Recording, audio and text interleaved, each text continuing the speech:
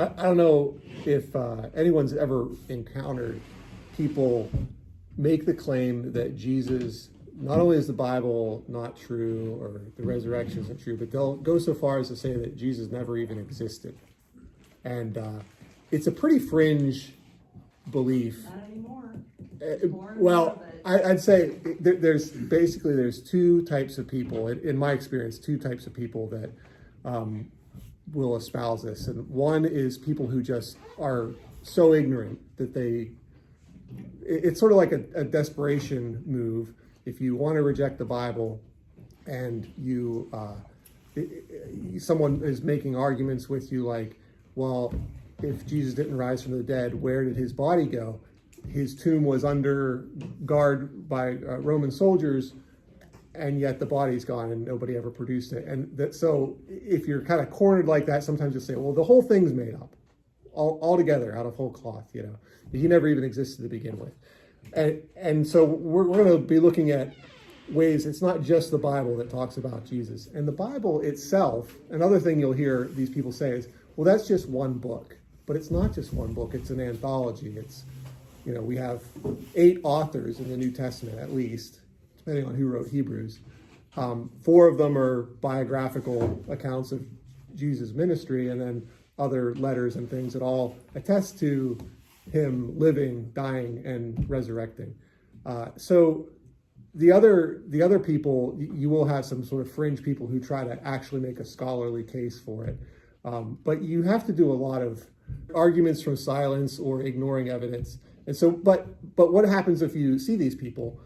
It's good to be familiar with the evidence outside of the Bible, lest someone, whether they're kind of like dug into this in a committed way where they're kind of almost get to be cult-like in their thinking, or if it's somebody who just doesn't know any better, that you can point to some extra biblical, early historical indications that Jesus really was a man who actually existed.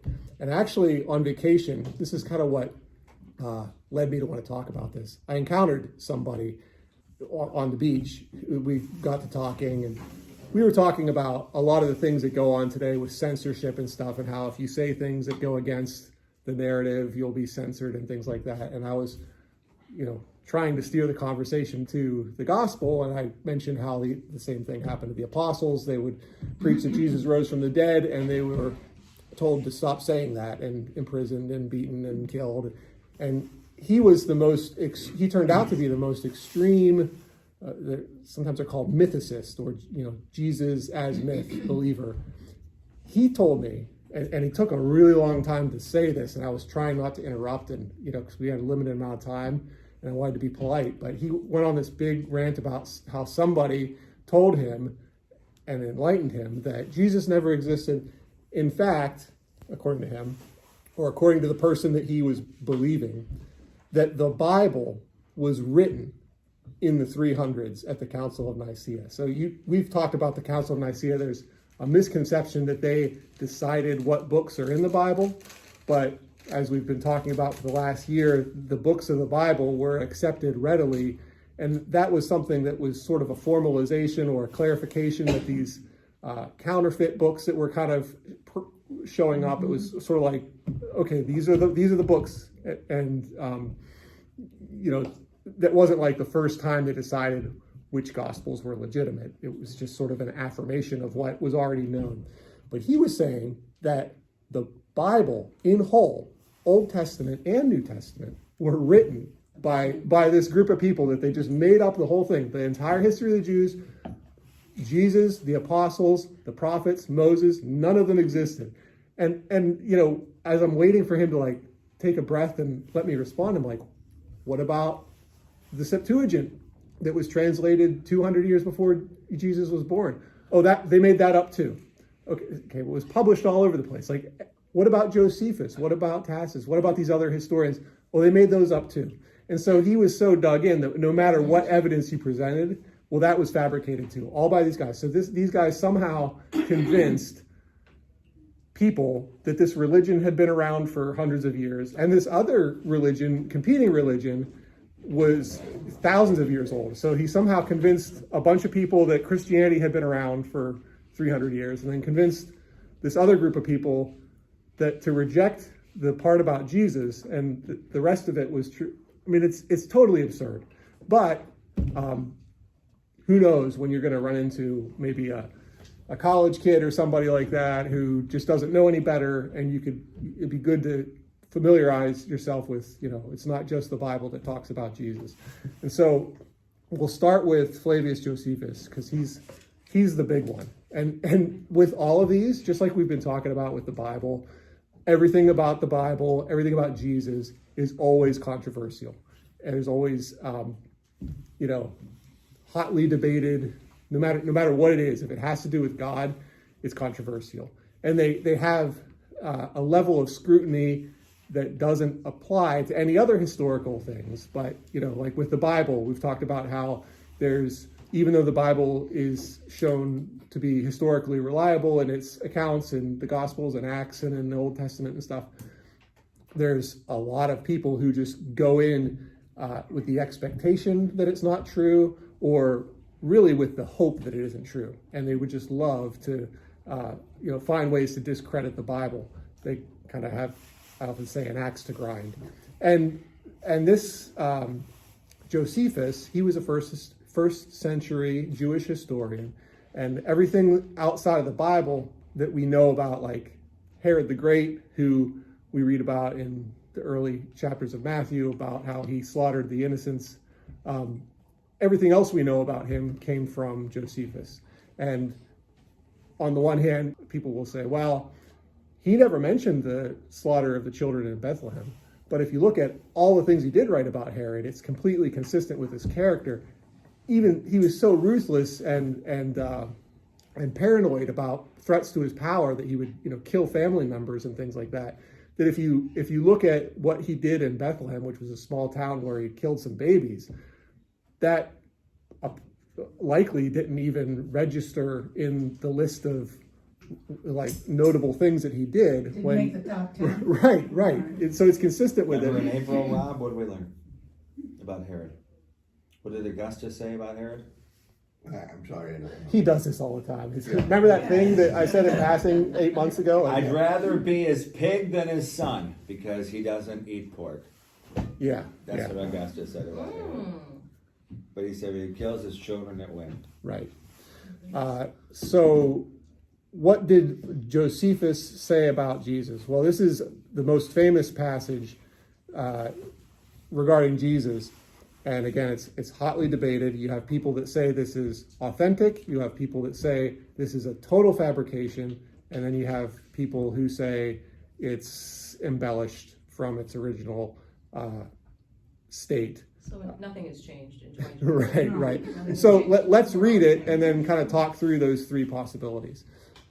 He writes in Antiquities of the Jews, and this is sort of like one paragraph pulled out in a quote here.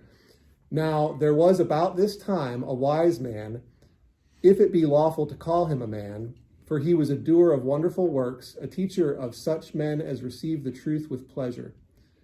He drew over to him both many of the Jews and many of the Gentiles. He was Christ.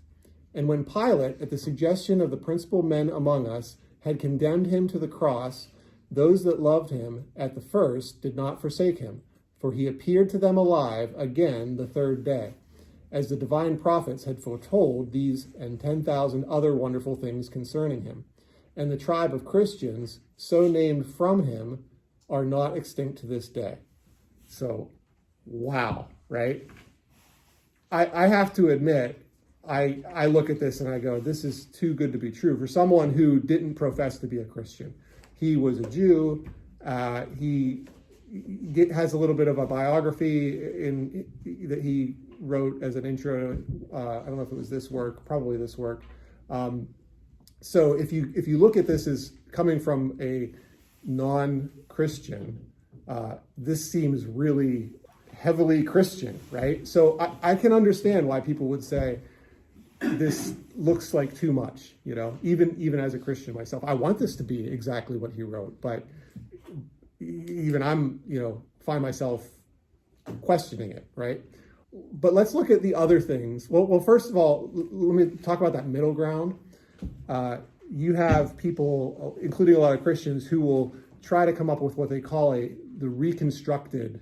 This is called the Testimonium Flavium, which means Flavius' testimony, right? It sounds like a confession of faith, right? So you'll have a proposed, like a reconstructed version, and they'll take out the parts that sound heavily Christian and just sort of leave like a core of the more historical, neutral, undisputed things, right? Sounds like CNN. So that, yeah, so Oh, don't make me laugh. but they don't base this on any actual evidence other than it's all speculative. So, Speculation.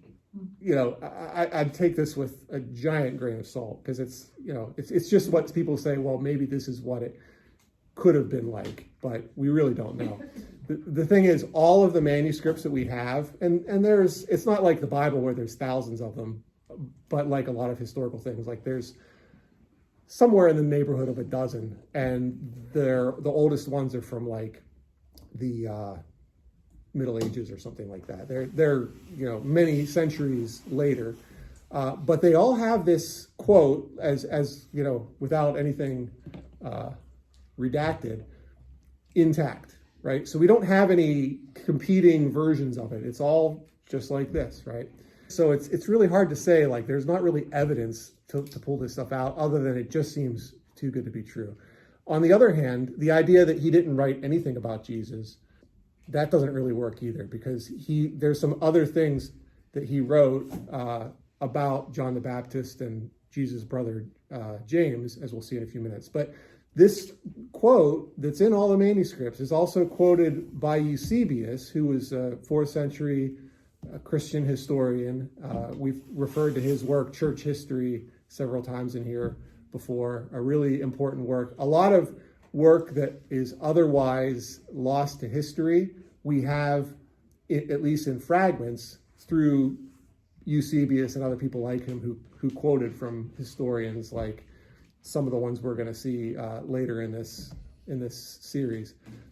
So he quoted that quote from Eusebius in full. So even though the manuscripts that we have are from centuries later, if it was quoted in the 4th century, we know that it was around at least then.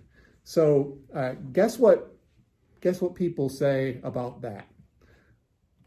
Eusebius must have fabricated it. He wrote it, somehow inserted it into all of the Antiquities. manuscripts, which would involve making new versions and destroying the old ones and not leaving any behind, right? Like that's quite a feat, right? And then quoting it repeatedly in his own work.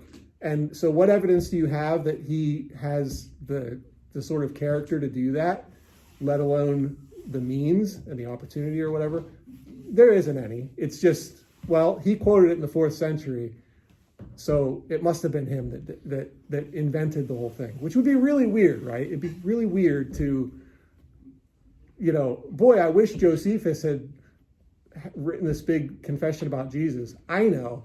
I'll track down all the manuscripts that exist, rewrite them, put this quote in there, and then use it as evidence. It's a bizarre argument. Yeah. How widely published was Josephus? Where did his books go? We don't really know. I don't know. I mean, back then there was no printing press, so things were had to be transmitted through scribes and things like that. We know that the Septuagint was widely circulated. I don't know the extent to which. Yeah, go ahead. So Josephus was living in Jerusalem during the burning and destruction of the temple. And the Flavian family, that was Vespasian and Titus, who were coming through and doing all of this. Vespasian was the emperor and Titus was his son, the general, and they were just burning everything down and killing everybody in Masada. And, Josephus happened to be in how he described it, the right place at the right time. And he was actually adopted by Titus and Vespasian. So that's why in Latin, your last name is first. That's why that's why he has the imperial families last name. So when he was doing this, Antiquities, he's like, hey, Titus, can I write the history of my people? Because everybody hates us. Because we're always in revolt and no one's getting, and you had to burn down our temple. And everyone thinks we're just a bunch of backwards people. And they said, sure, we'll pay for it. So that still doesn't tell us how widely circulated it was. Right. But like if you ask a Jewish hardliner today, they'll spit when you mention his name. Because he was adopted, Flavius Josephus was adopted by the Romans. Yeah. And so, but there he is talking about Jesus. Yeah. So you can actually share with people, hey man, this Jewish person who was adopted by the Roman Emperor's family, he's talking about Jesus. And Are you saying his writings are not accepted by Jews? By hardline Jews, because he was adopted by the royal family that destroyed the temple, man. They don't like him. But there must be some Jews that received him because he had a decent testimony. Right. Right. He asked if Jews accept his writings. I mean, he's a historian, so As an historian, I sure. assume they don't question his writings because they just don't like they don't. well, they don't like this paragraph. They don't like this. But as far as like him, like the history of the Exodus and beforehand, Josephus is right on. And as excavations and archaeology occurs in the present day, the Bible, which matches up with Josephus, is proving to be true. Which he clearly referenced the scriptures in his writings too. His history of the Jews uses the scriptures and sort of fleshes out some of those things. But like we had talked about before, the timeline that he uses for the patriarchs, which are in Genesis 5 and 11, those genealogies match the timing that's in the Septuagint, not in our current English Bibles that come from the Masoretic text. And Josephus agrees with Paul. Sinai is in Arabia. Right, not in Egypt. It's Constantine's mother that put it where it is today. No rabbit trail, no rabbit in trail. Egypt. Make that another class Yeah. for another meeting. So Thanks, my Yeah. wife Gina. To show us the quote Yes. that Josephus said. Okay, so this is the quote. if you look at it strictly as a historian, you could make the argument that when he says he was Christ, that is what people called him. He is known as Christ, right? Now, some might want to say, well, he should have said he was called the Christ. But look at what happened when Jesus was crucified. Pilate had Jesus of Nazareth, King of the Jews, put on his cross, and the Jew says, no, make it so it says he claimed to be King of the Jews. He's like, whatever, guys. I wrote what I wrote. So this could just be, he's just kind of telling it like it is. Regarding his resurrection, Paul writes at the end of 1 Corinthians, over 500 people were witnesses of this. And many of them are still alive. If you don't believe me, go ask them, right? Maybe he did. Maybe he did encounter multiple people who said, yeah, I saw him myself. And he's just reporting, if you look at it that way, we know these things are true. He might just be reporting this stuff historically without a bias. It's very possible. And I have to say, even just looking into this week, I'm becoming more convinced that this is authentic. Between Eusebius quoting it fairly early on, this was written in the mid 90s or early 90s by Josephus, and in one of our earliest kind of evangelical or apologetic / historical works, he's really in 3 of them, all from Eusebius. He's saying, look what Josephus wrote, and he quotes it verbatim, the whole paragraph. So you have no counter evidence to suggest that there was some other version that was the original version. All the manuscripts have it. That if they have this section at all, they have this paragraph intact as it is, and then you have it being quoted by Eusebius in the 4th century. It really looks to be authentic. It is a little puzzling. How can somebody write these things and not say that he's a Christian? Sometimes, look at Jordan Peterson. Has he publicly declared that he's a Christian? I don't think he has. But on the other hand, he tears up when he talks about Jesus. I've seen that too. Like, is he a Christian and he's kind of not saying so publicly because it will impact how people receive his historical writings? That's possible too. I just don't know. But I think that we can very much rule out that Josephus didn't write anything about Jesus, and that this, like, as if this whole paragraph was inserted. There's really no evidence of that, or that it was changed. But he wrote other things kind of relevant to that topic. He wrote this section. Now, this is kind of long. You can take a picture of it if you want to read it. But this is the section about John the Baptist. He describes that Herod killed him. But the details of this aren't all things that we read in the gospel about this. And so this is just like when he writes about things from the Old Testament. Sometimes you get details that aren't in the Bible.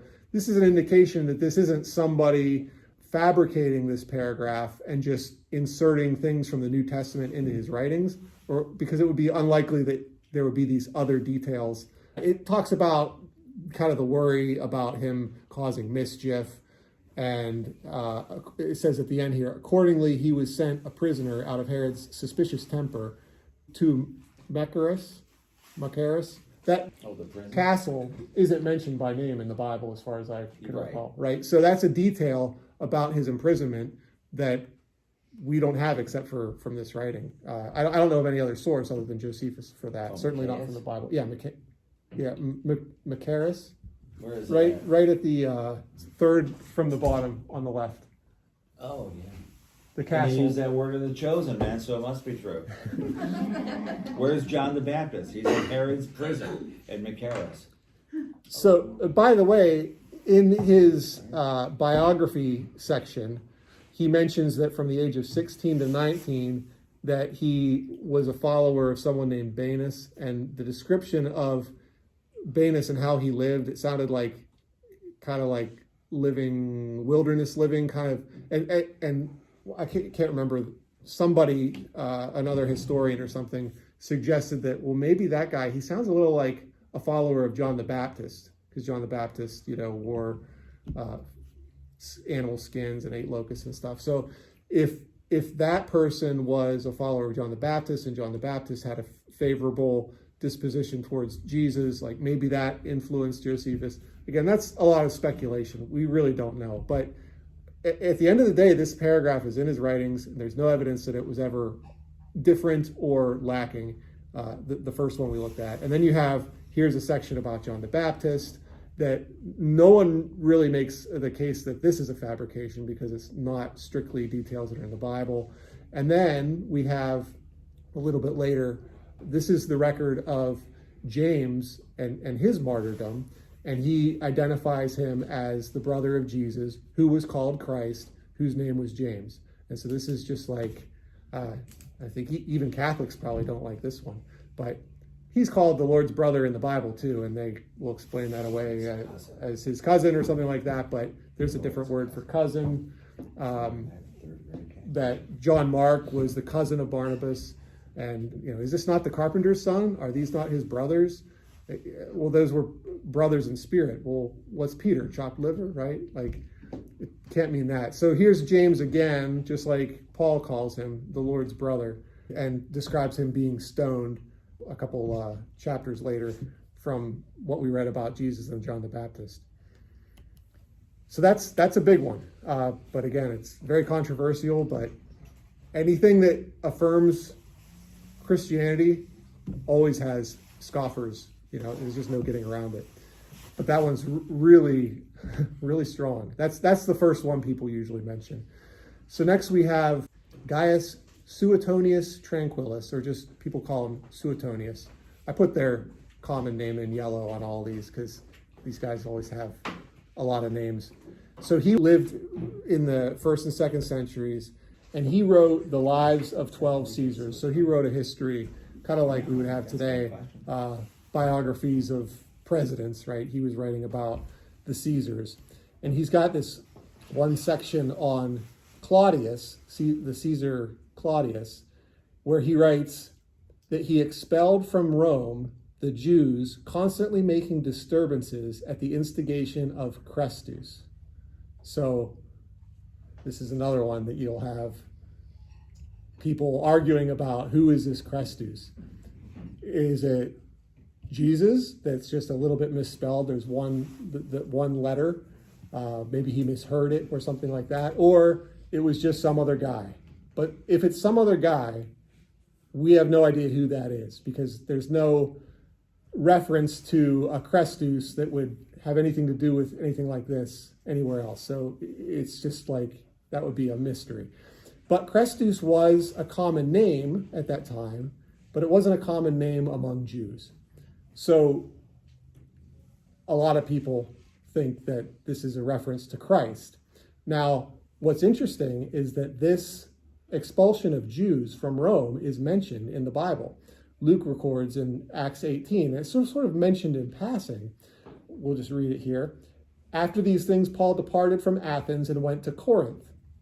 And he found a certain Jew named Aquila, born in Pontus, who had recently come from Italy with his wife Priscilla, because Claudius had commanded all the Jews to depart from Rome, and he came to them. So that sounds like the same thing, right? All the Jews expelled from Rome by Claudius. The question is, Christus, what was the instigation? A couple of possibilities would be that at this time, Christianity wasn't really seen as its own religion. It was still viewed as like a sect of Judaism. And so this could be talking about Christians somehow being the source of the instigation. And as we read, like in 1 Peter, Peter was teaching Christians to live peaceably with their neighbors, which could have been in response to maybe there were instances where that wasn't happening early on, right? Another possibility is everywhere Christians go, as we read in Acts, all the trouble that followed Paul, right? You'll have Jews getting fired up. So even if the Christians weren't the direct source of the rioting, ultimately the Jews might have been causing trouble. The Jews that opposed the Christians might have been causing trouble at, being instigated by Christus or his followers, right? Christus. So in either case, though, we have confirmation of what Luke wrote in Acts. Here's a reference to a historical date, and we can use this to date the events of Acts 18 and figure out, like, when did they happen? Because Luke doesn't really give dates for these. So this is a neat anchor in history. So a later Christian writer, I wouldn't include him because he's so late, like as someone referring to Jesus outside the Bible, but I'm only including this quote here because it's about this particular event of Jews being expelled from Rome. So he writes that Josephus reports in Claudius's ninth year, like in his ninth year, the Jews were expelled by Claudius from the city, Rome. But Suetonius, who speaks as follows, influences me more. And then he has the same quote that we just read. But instead of Christus, he writes Christo, or really he abbreviates it, Chi Rho, it looks like XPO there, but that was like an abbreviation, kind of like we do like Xmas now, right? So he interpreted that as being a reference to Jesus. And then he goes on to say, as far as whether he had commanded that the Jews rioting against Christ, here he spells it Christum, as far as whether he commanded that the Jews rioting against Christ be restrained and checked, or also wanted the Christians as persons of a cognate, which means related religion, to be expelled, it is not at all discerned. And this is kind of what gets back to what I was describing. Like, did he kick out all the Jews, including the Christians, or just the Jews? We don't really know. And then if you look at Acts 18, it's not clear whether Aquila and Priscilla were already Christians, or if they became Christians through their interaction with Paul. We know that they were Jews and that they were expelled from Rome, but there isn't really enough information, as this Orosius says. We don't quite know the circumstances and the extent of the expulsion of the Jews, whether it included Christians. But what we do see here is that there's a reference to the 9th year of Claudius's reign. And we have really good records of when the Caesars reigned. And we know that Claudius reigned from 41 to 54. So the 9th year would have been AD 49. So this expulsion of the Jews would have been most likely in 49. And then it says that this was recent when Paul met them. So could that have been a month, 6 months, something like that? I don't know. It's a little bit ambiguous, but it probably wasn't several years, right? It was probably something maybe in the neighborhood of months or weeks even. Who knows? Now, the controversy about this one is that we don't have any extant quote from Josephus that it contains this quote. So he says, Josephus reports in the 9th year, the Jews were expelled by Claudius from the city. But if you look through all of Josephus's writings that we have, you won't find that.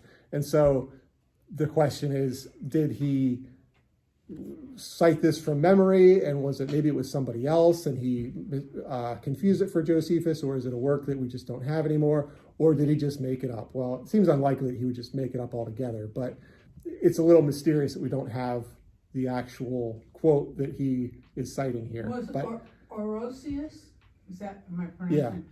Was he an editor of Josephus?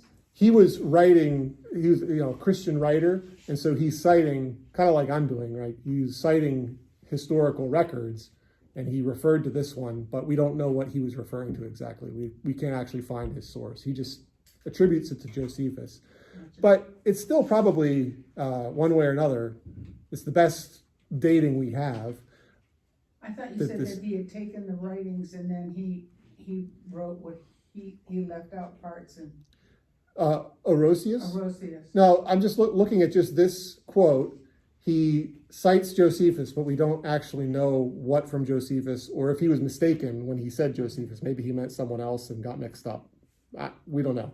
We don't know what his source for that line is. Then the next line, he's quoting the same thing that we read, the same Suetonius quote, right, that we read that had Christus in it. He's citing Suetonius, and the difference is he corrects the misspelling of Christus to Christ. So he's interpreting this as Christ and not even suggesting that there's controversy over it. And to me, this seems pretty obvious that it would be talking about Christ, because Christ was a big deal. In 49 AD, that was the source of a lot of rioting and disturbances, right? Yeah. I mean, that's basically the plot of the book of Acts, right? You go from city to city, mention Jesus, and get people wanting to kill you, right?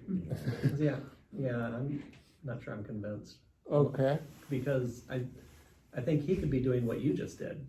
That could be. And because you're saying, well, it makes sense with this. And when you first read it at the instigation of Christ, I mean, at best you could say the instigation of some of Christ's followers, because Right. that wouldn't. Or it could be Jews reacting to people preaching Christ. Right. Just his name. Right. Yeah. Well, you know what though? Like in the 300s, after the Roman emperors legalized Christianity, I mean, they were really upset because in the 200s, they had destroyed almost everything. Any built Christian church, they were killing Christians, burning every Christian document they could find. So what they were trying to do was kind of make up for things. So this guy's probably accurate. Maybe Josephus' stuff is gone. Yeah. It was burned. I still think that the dating is probably something, well, there's more to it too. So if he's accurate in saying that this occurred in the 9th year of Claudius's reign, and that puts it at 49, then if you read on in Acts 18, beginning in verse 11, we read, and he, referring to Paul, continued there in Corinth a year and 6 months. So that was a long time for Paul to stay in one place. And it's neat that we have an actual time frame there, teaching the word of God among them.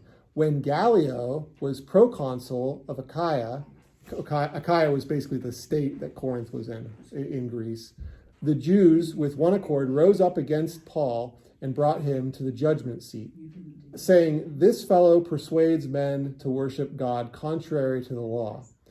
And when you read on with the trial, it ends up being, Gallio kind of decides, oh, this is like an internal thing with your Jewish law. This doesn't concern me. He didn't care.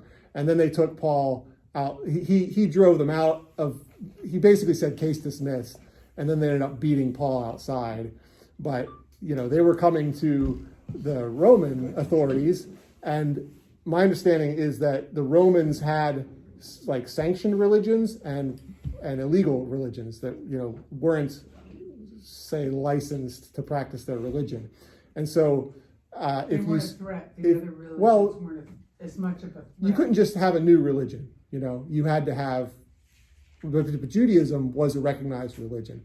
So if you have this accusation, this guy's persuading men to worship God contrary to the law, Gallio might have thought, oh, it's some contrary to Roman law. And then he finds, oh, you mean contrary to your Jewish law? This is like an infighting thing among Jews? Get out of here, guys. I don't care about your, doctrinal disputes, right?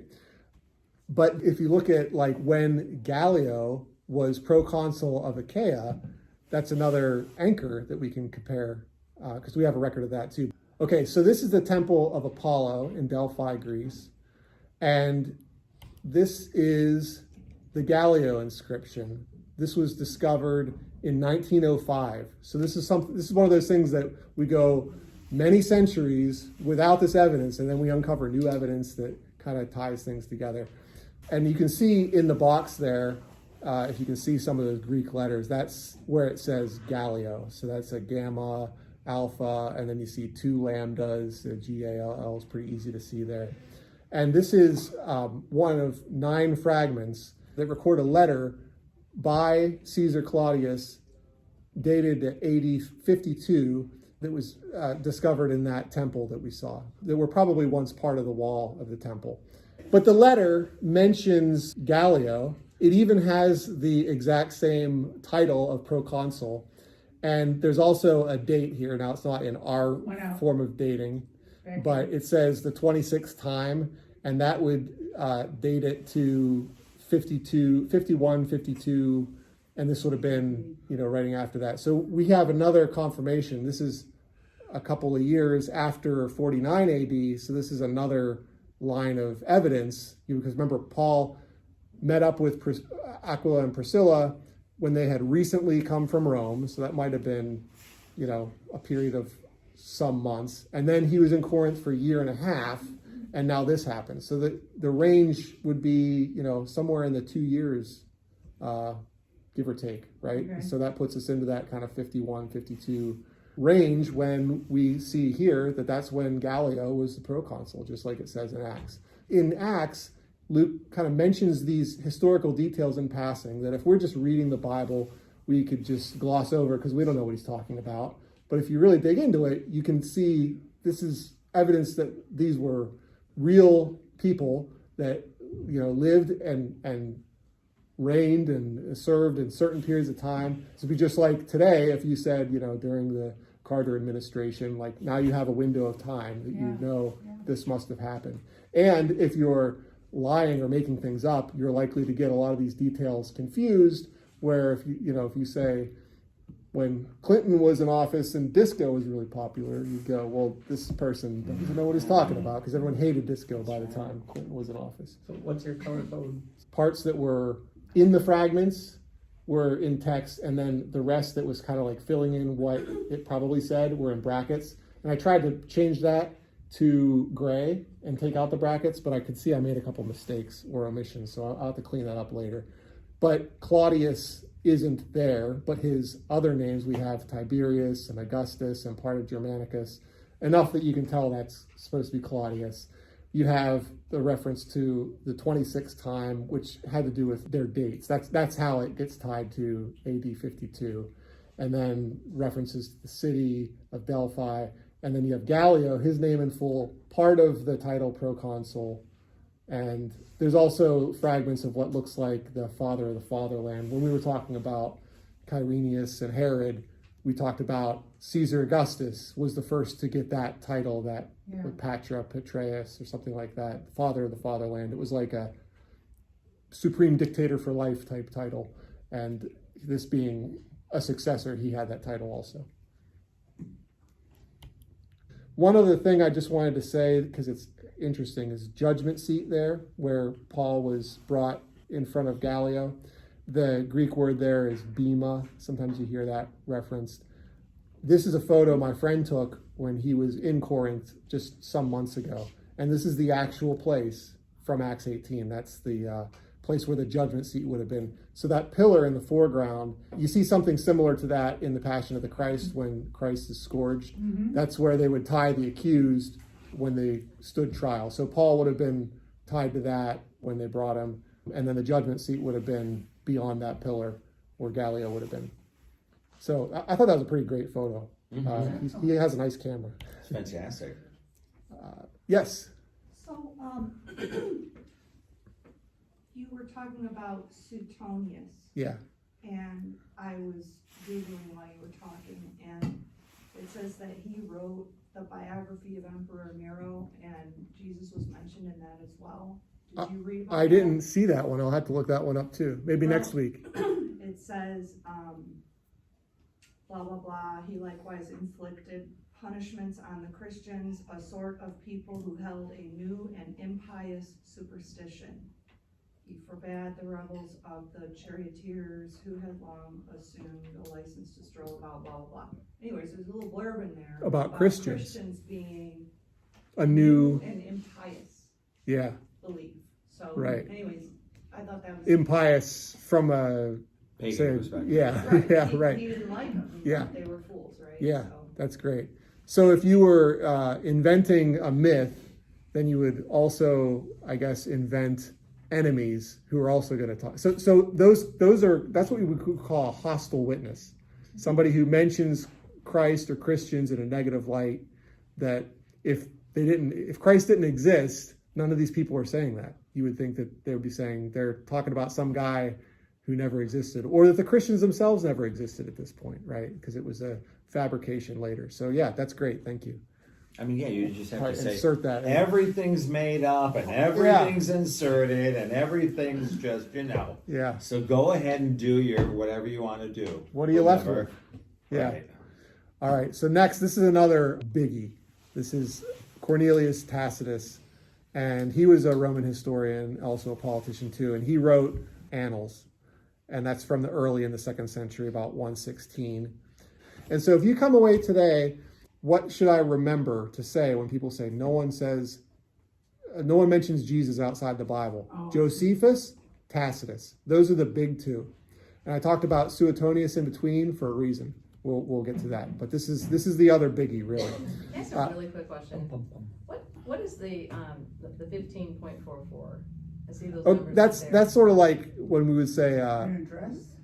John 3:16. Okay. It's like the book, the chapter, the paragraph. Address. Okay. So if you wanted to look these up, you'd look in Annals 1544. 15, and then Okay. they're just references just like in the Sorry, Bible. I've Yeah. just That's seen okay. it That's a there. good question.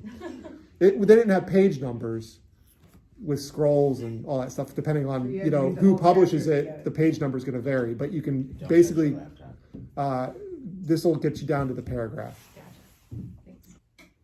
Okay, so he writes, Christus, the founder of the Christian name, was put to death by Pontius Pilate, procurator of Judea, in the reign of Tiberius.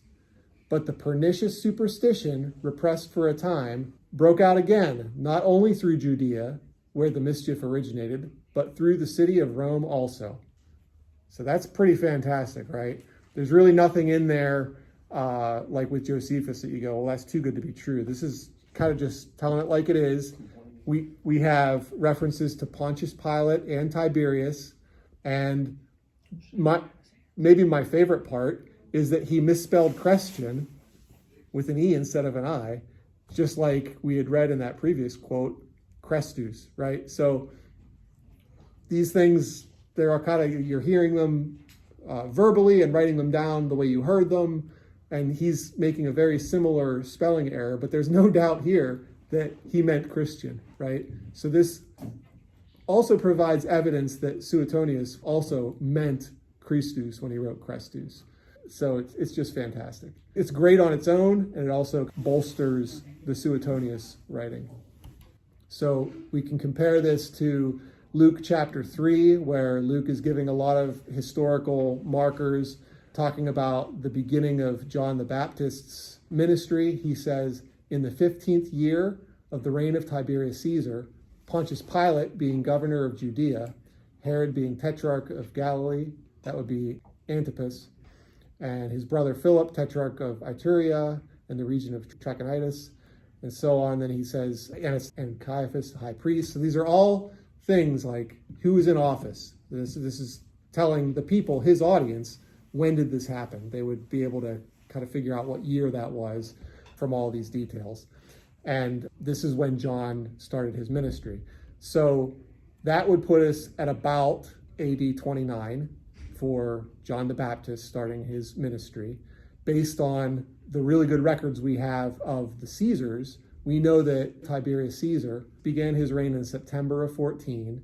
And so it's a little bit tricky when you talk about the X year of reigns. Remember when we talked about how Josephus would speak of reigns, and do you count the first year as year one or the following year as year one? So there's a little bit of uncertainty there, but you could say it happened about 29 AD. And then you could say that Jesus likely started his ministry about 6 months later, because the expectation would be that for either of them that they would start when they were 30, because that was when priests would begin to serve according to the law.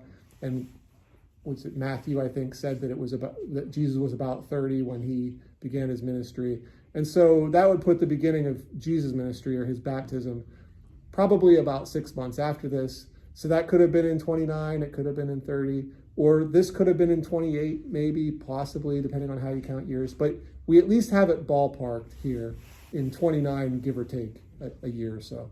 And so when we went back to the idea of maybe Jesus was born in 3 BC, and you add 30 years to that would get you to 28. It's consistent. Jesus was about 30 around this time, according to Luke, and according to the things we looked at with the Star of Bethlehem. That's all we'll cover for today. So from your beginning, you didn't tell the person at the beach all of this. No. We were sort of almost, I'm like looking out of the corner of my eye. People were kind of packing up, like my family, like I know it. So, but he's going on this. He was sort of ranting, and I'm trying to, I don't want to say but and interrupt. And even maybe once when I tried that, he was like, "Let me finish," But then once I did get to speak, like I'm asking about the three things I mentioned were the Septuagint, Josephus, and Tacitus. And I'm not convinced that he really knew what any of those were. But he just said that was made up too. No matter what evidence you would throw out, he would say that was invented at the Council of Nicaea. So he was so dug in. I ended up telling him, I said, well, you're very deceived. Because I don't think he was crazy, but he heard something that he wanted to believe. Somebody that he kind of randomly encountered told him that all this stuff about Jesus and Christianity and Judaism was all invented, and he wanted that to be true, so he accepted it, because now he doesn't have to be accountable. He had like a Catholic upbringing, but he wanted to be free of that, and so he did give me the name of somebody. He said, "Look this guy up," and I did. I can't remember his name, but he's some false teacher who teaches this nonsense. But it's just really, there's nothing to it, obviously. We have things engraved in stone affirming some of these events, as well as. Oh, that was probably made up. Yeah, like good luck. You play that with anything. It's do you have a mom? Right. Prove she exists. Yeah. Exactly. Like if she's not here right now, prove Those that you are have all- a mom. Like, well, I'm living. Well, that doesn't prove anything. Right. How does that not prove it? How is there no proof for something? Well, the idea that There's you proof could for stuff. somehow retroactively invent not only the Hebrew text, but the translation of it and the distribution of it around the world and the followers, that you're going to convince people. Imagine convincing people today that there's been a religion around for the last 300 or 400 years that you just never heard of.